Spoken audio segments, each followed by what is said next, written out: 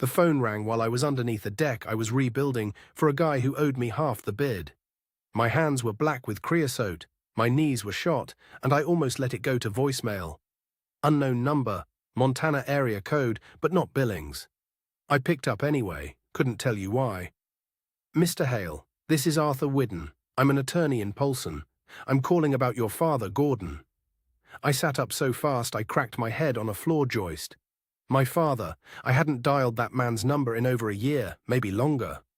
We'd talk at Christmas sometimes, short, awkward calls where neither of us said anything real. He'd tell me the winters were getting worse. I'd tell him work was steady, even when it wasn't. Your father passed away 4 days ago. I'm sorry to be the one to tell you. 4 days. He'd been dead 4 days and nobody thought to pick up a phone.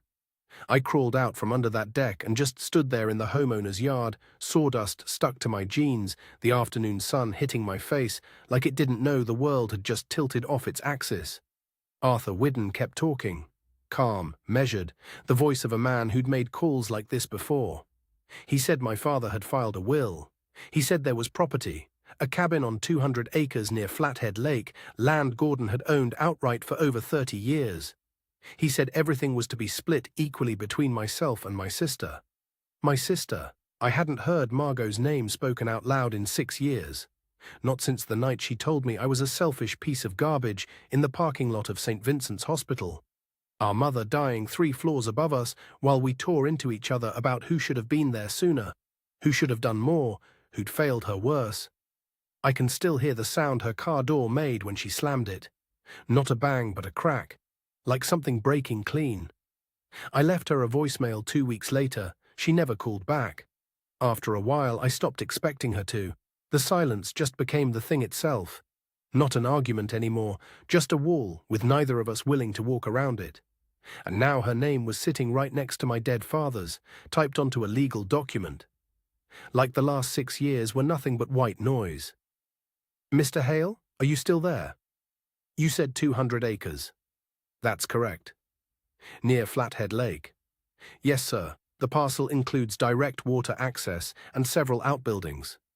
I leaned against the deck railing and closed my eyes. My whole life, my father told me he had nothing. When Mom got sick and the medical bills started piling up like snowdrift, he said he couldn't help, said he was stretched thin. When I asked him once for a loan, not a gift, a loan, just enough to keep my truck running so I could make it to job sites, he sucked air through his teeth and said he was barely making it himself. I didn't push. I ate rice and canned beans for 2 months, and I didn't push because he was my father and I believed him. Turns out nothing was 200 acres with a lake view and water access. I didn't know what to do with that. The grief and the betrayal showed up at the same time, and they didn't fit in the same room. I wanted to mourn him. I wanted to scream at him. He wasn't around for either one. I told Arthur Whidden I'd drive out by the weekend. He said that would be fine. There was no immediate rush.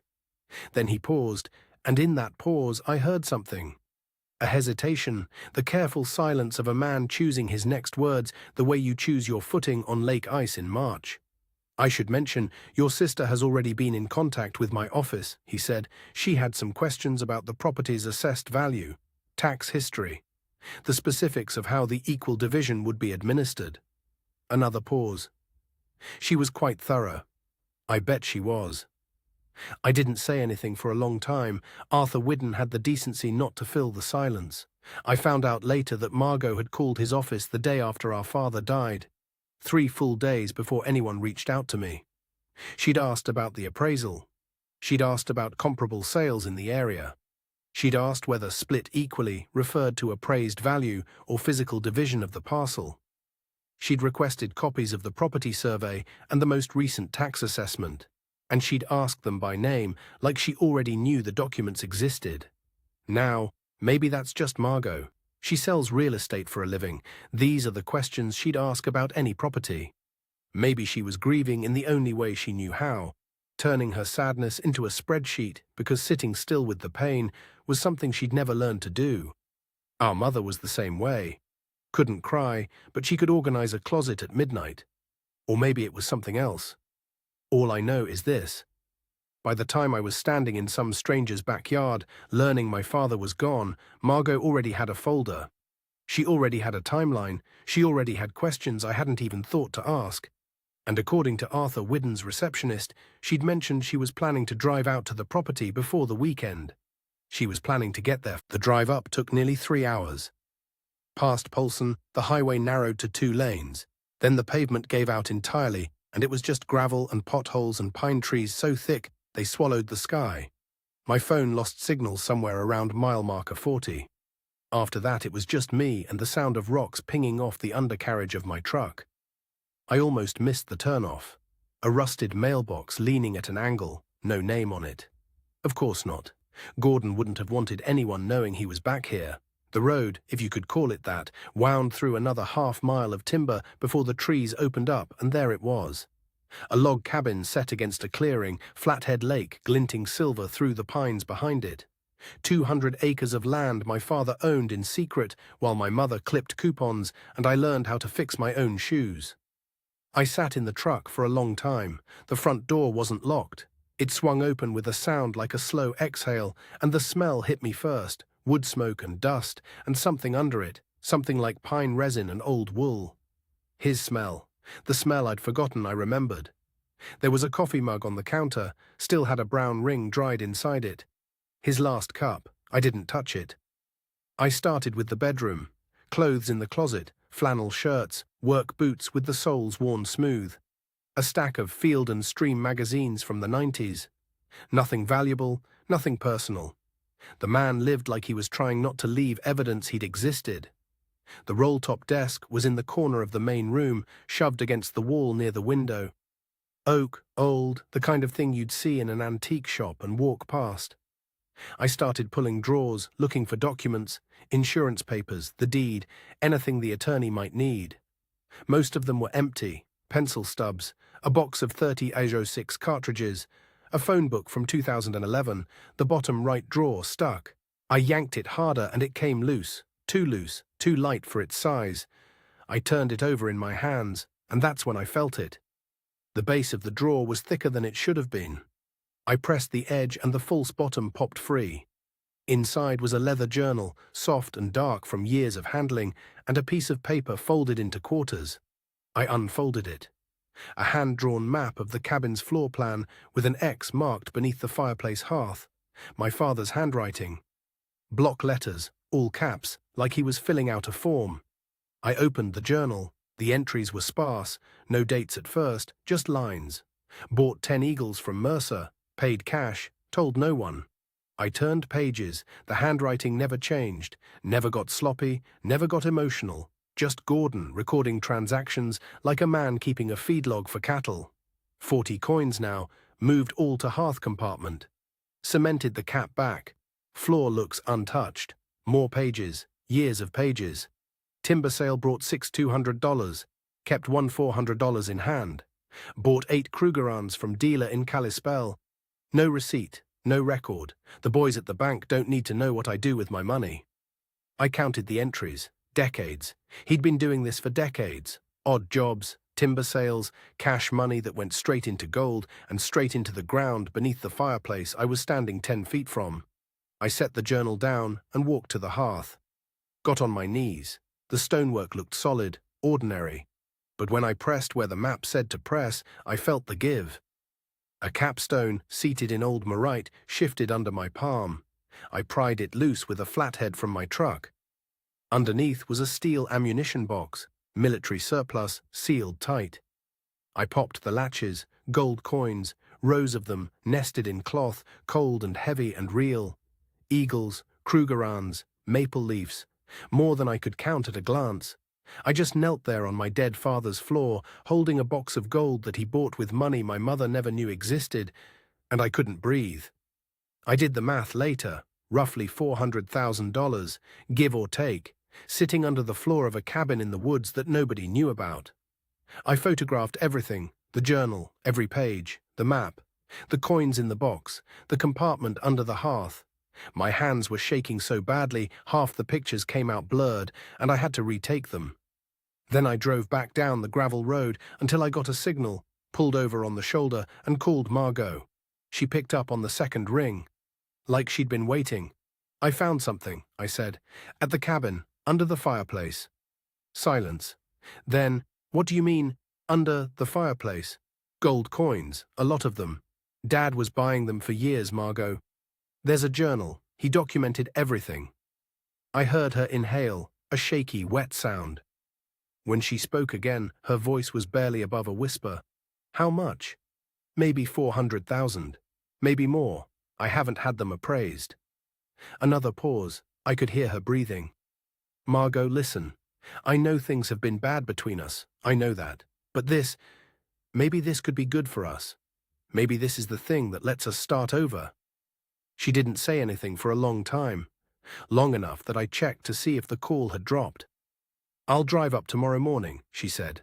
First thing. Okay, I said. Yeah, okay, I'll be here. She hung up. I sat in my truck on the side of that empty road, phone still pressed to my ear, listening to dead air. And I felt something I hadn't felt in 6 years. Something warm and stupid and reckless. Hope. And I believed her. God help me, I actually believed her. I woke up in the cab of my truck to pale light coming through the windshield, stiff neck, fogged glass, that smell of old coffee and pine needles. But I was smiling. I remember that. I was smiling before I even opened my eyes, because for the first time in 6 years, I had something to drive toward that wasn't an obligation or an ending. I pulled into the gravel track around 8. Margot's car was already there. That was the first wrong note, and I almost heard it. She'd said first thing in the morning, and she lived 4 hours south. I did the math for maybe half a second, and then I let it go, because she was standing in the doorway of Dad's cabin, holding 2 mugs of coffee. She'd found the French press in the kitchen. She'd even found the good mugs. She hugged me, and God help me, I leaned into it. I leaned into it like a man stepping out of a snowstorm into a warm room. She smelled like the same lavender shampoo she'd used since high school, and I thought, this is it. This is us coming back to each other. Show me Dad's big secret, she said. She was smiling, easy, relaxed. I knelt at the hearth and worked the capstone loose with the same pry bar I'd used the day before. It came up easier this time, or maybe I was just stronger with her watching. I wanted to be the one who showed her. I wanted to see her face when she saw what Dad had left us. The compartment was empty. I stared at the hole in the floor, grey stone, a little dust. Nothing. I reached in and ran my fingers along the bottom. Cold concrete. My hand came back clean. Too clean. No grit, no oxidation, no smell of old metal. I touched the edges of the mortar where the capstone seated, and it was smooth. Pale. I pressed my thumbnail into the seam, and it gave slightly, the way fresh mortar does before it's fully cured. Dean? Margot's voice behind me, gentle, concerned. It was here, I said. It was right here. I held it. Okay. She knelt beside me, put a hand on my shoulder. Maybe Dad moved it. Maybe he spent it. Those last years he wasn't... She paused, chose her words. He wasn't himself, Dean. You know that. I photographed it. I sent you the pictures. You sent me pictures of some coins in a dark hole. Honey, I'm not saying you're making it up. I'm saying Dad was losing it. He probably buried coffee cans all over this mountain. Maybe the journal was just ramblings. I looked at her. I looked at her so hard I could see the tiny muscle in her jaw working beneath the skin. She held my gaze perfectly. Almost perfectly. The mortar's fresh, I said. What? Around the capstone, it's new. You can see the color difference. She glanced down, barely a glance. Dean, I don't know what old mortar versus new mortar looks like. Do you? A small laugh. Not mean. Patient. The laugh of a sister humoring a brother who's had a very long night. Dad probably resealed that thing a dozen times over the years. I wanted to argue. I could feel the argument right there in my chest, fully formed, every piece of it sharp and ready. The timeline. The tire tracks I'd walked past in the soft ground by the porch. Wide tracks, like a truck, like a bigger truck than either of us drove here. The too clean compartment, the mortar, but arguing meant calling her a liar. And calling her a liar meant she'd leave. And if she left, I was back to being alone with a dead man's empty cabin and 6 years of silence. So I said nothing. She was already standing up, brushing off her knees. "Listen," she said, "I've been thinking about it. This place, it's not practical for either of us. The land alone has to be worth something. Lakefront in Flathead, we could list it, split everything down the middle. Clean, fair. And then maybe you and I could actually, she waved her hand between us. Start fresh, without all of Dad's baggage weighing us down. She was talking about square footage, about a realtor she knew in Kalispell, about market timing. I was still on my knees by the hearth, my fingers resting on mortar that I knew hadn't been there yesterday. But I let her talk. I let her talk because the alternative was a truth I couldn't afford. Not yet. Not there. Not while the coffee she'd made me was still warm in its mug on the mantel, and the sound of her voice in that cabin was the closest thing to family I had left. "I'll send you the comps," Margot said. She was already reaching for her 3 weeks. That's how long I lasted before I drove back. I want to tell you I spent those weeks being rational. Going to work, eating dinner, sleeping like a normal person. But the truth is, I barely slept at all. Every time I closed my eyes, I saw that hole under the hearthstone, the edges too clean, the mortar too fresh, and Margot's face hovering above it, not a flicker of surprise in her eyes. That image played on a loop like a song I couldn't get out of my head, except it wasn't a song, it was a siren. So on a Tuesday morning in early November, I got in my truck and drove 4 hours north without telling anyone. The cabin was cold when I let myself in. Smelled like dust and old pine and something underneath all that. Something that still smelled like Dad. I didn't let myself sit with it. Not this time. I went straight to the hearth. I got on my knees with a flashlight and a phone camera, and I went over every inch of that stone. And there it was, a tiny smear of mortar dust along the left seam. Fresh, lighter in color than the century-old stuff surrounding it. You'd miss it if you weren't looking, but I was looking. Then I pulled the grate off the ash clean-out below the firebox. The little cast-iron door Dad used to shovel spent coals through. I angled my flashlight in, and there, pressed into a layer of fine grey ash that probably hadn't been disturbed in years, was a boot print. I stopped breathing. It was a clear impression. A wedge sole, wide heel, the stitching pattern along the outer edge, unmistakable. I knew that sole. I'd stared at it across the church aisle at Dad's funeral. Rick's size 12 Red Wings propped on the kneeler because the man couldn't even sit properly at a memorial service. That distinctive traction tread pattern. There was no mistaking it. I sat back on the cold floor and I didn't move for a long time. Then I did something I wouldn't have thought to do if my neighbor Cal hadn't mentioned it months earlier, back when Dad was still alive and worried about poachers on the back 40. Cal had set up a trail camera on the access road, the kind deer hunters use, motion-activated with a timestamp. He'd offered to share footage with Dad if anything came through. I'd forgotten all about it. Until now, I walked a quarter-mile through dead leaves to Cal's place and knocked on his door. He didn't ask many questions. He's that kind of man. The kind who reads your face and hands you a cup of coffee and pulls up the camera files on his laptop without making you explain yourself. We scrolled back to the night before my visit with Margot.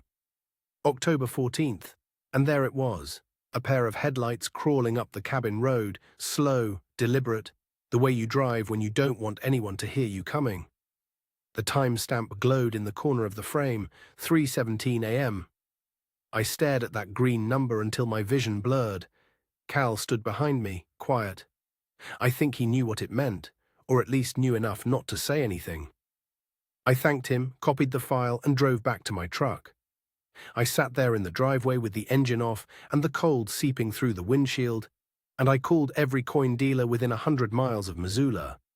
The third one remembered her. He was polite about it. Professional, but he confirmed everything I needed to hear. A woman matching Margot's description, her height, her dark hair, the way she talked with her hands, had come in 3 weeks ago with a collection of pre-1933 gold eagles. Double eagles mostly, a few $10 pieces, all in remarkable condition. "How much?" I asked. He paused. $38,000, give or take. $38,000. I wrote the number on the back of a gas receipt with a hand that didn't shake. I wrote the date, the dealer's name, the description he gave me. I asked if he'd be willing to confirm the transaction in writing if it ever came to that. He said he'd need to think about it. That was enough. I hung up the phone and sat there in the November cold, and here's the thing. I didn't cry. I didn't punch the steering wheel. For the first time in 3 weeks, that loop in my head went quiet. The image of Margot standing over that empty hole, her face so perfectly composed, didn't burn anymore. It sharpened. Everything sharpened. Because $38,000 in pre-1933 gold eagles, coins my father had collected and hidden and kept for decades, that wasn't a misunderstanding. That wasn't Dad losing his mind. That was a woman who showed up in the dead of night, sent her husband crawling under the hearth in his Red Wing boots, loaded up a dead man's treasure, and drove it to Missoula before the body was even cold in the ground. And she was about to list the cabin for sale. Wanted me to sign the papers. Split everything fair and square, she'd said. I folded the gas receipt, slipped it into my coat pocket, and started the truck. Margot didn't know about Cal's camera. She didn't know about the boot print. She didn't know I'd found the dealer. And I wasn't going to tell her, not yet. For the first time in weeks, my hands were steady. My hands were shaking when I walked into the Missoula County Sheriff's office. Not the way they'd been shaking 3 weeks before, lying awake at 2 in the morning staring at the ceiling. That was helplessness. This was something else. This was the tremor of a man holding a loaded weapon and knowing exactly where to aim it. The detective's name was Harland. Buzz cut, reading glasses pushed up on his forehead, coffee ring on his desk blotter the size of a baseball. He looked at me the way you'd expect. Another walk-in with a family dispute, probably a waste of his Tuesday. I didn't say much at first. I just started laying things on the desk.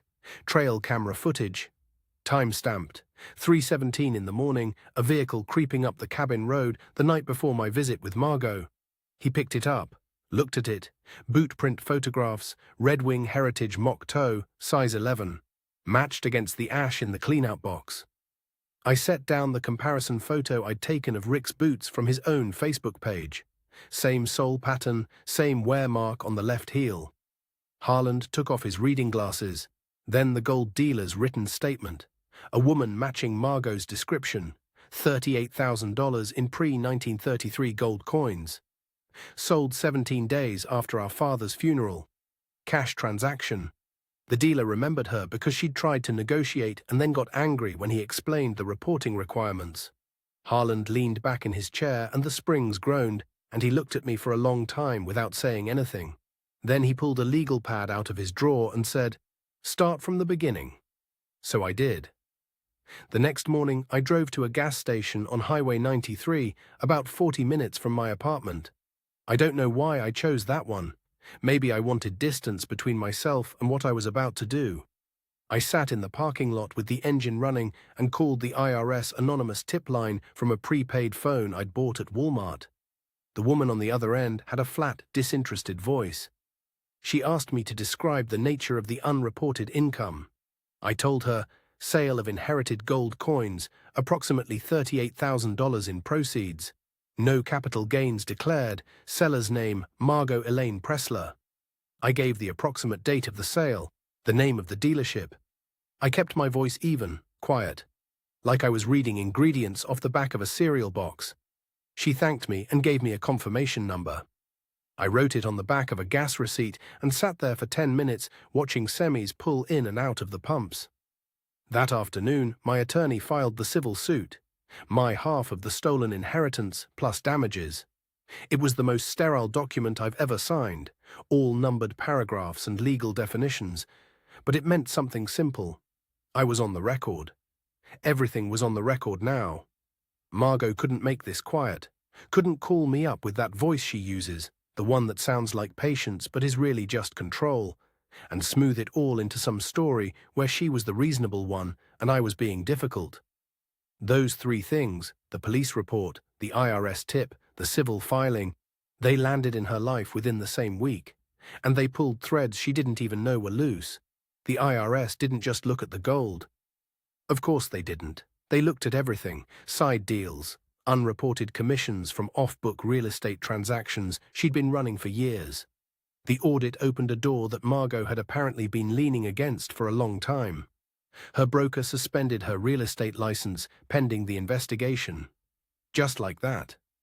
The thing she built her whole identity around, the business cards, the billboard on Route 200 with her face on it, the way she introduced herself at every party, like the word realtor, was a title of nobility, gone, suspended, under review. And Rick, loyal, obedient Rick, who'd crawled under that hearthstone in the middle of the night because Margot told him to, Rick called the detective within 72 hours of being interviewed. My lawyer told me over the phone on a Thursday evening.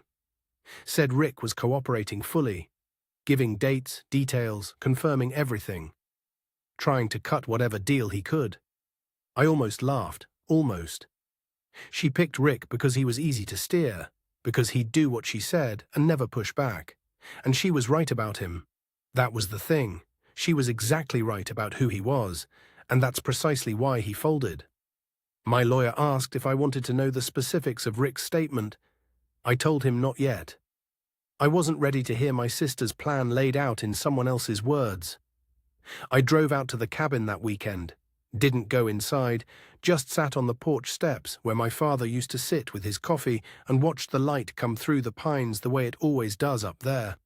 Slow and gold and completely indifferent to what people do to each other. The hearthstone was still in there, the hole beneath it empty now. And I thought about my father on his hands and knees, tucking those coins away one by one over the years, believing they'd mean something when he was gone. Believing they'd be found by the right hands. I won. That's what everyone would tell me later. I won. So why did I sit on those steps until it got dark, waiting for a feeling that never came? The court order came down on a Tuesday. I know because I was sitting in my truck in the courthouse parking lot when my attorney called, and I wrote the date on the back of a gas receipt like it mattered. Like I'd forget. Margot was ordered to return the remaining gold coins, $360,000 worth, plus restitution, plus my legal fees.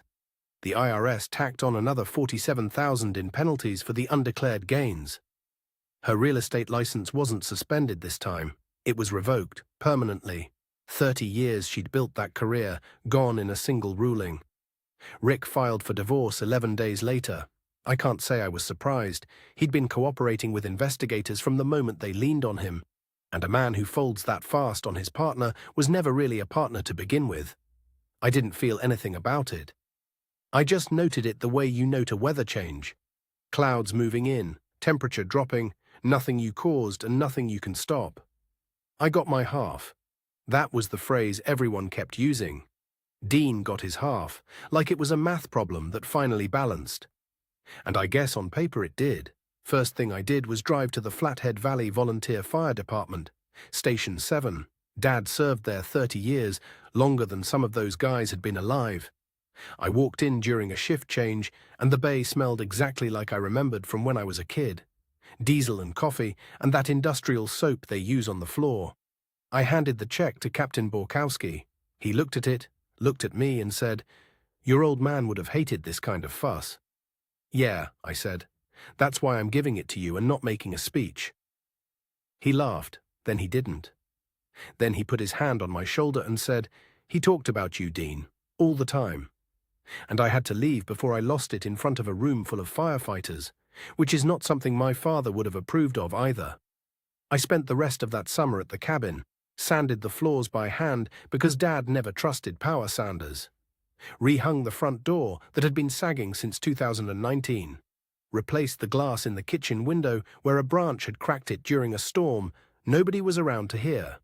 And then one evening, I took his leather journal, the one I'd found in the hearthstone hole, the one that led me to everything, and I set it in a glass frame I'd had built by a guy in Kalispell.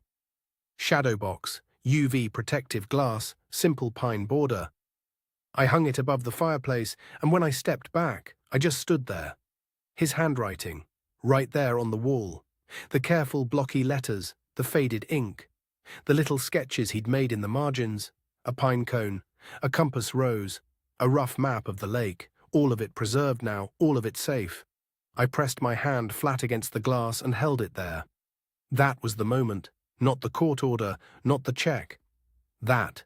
Now I'm sitting on the porch. Flathead Lake is doing what it does at sunset, turning the whole sky into something you couldn't paint if you had 100 years to try.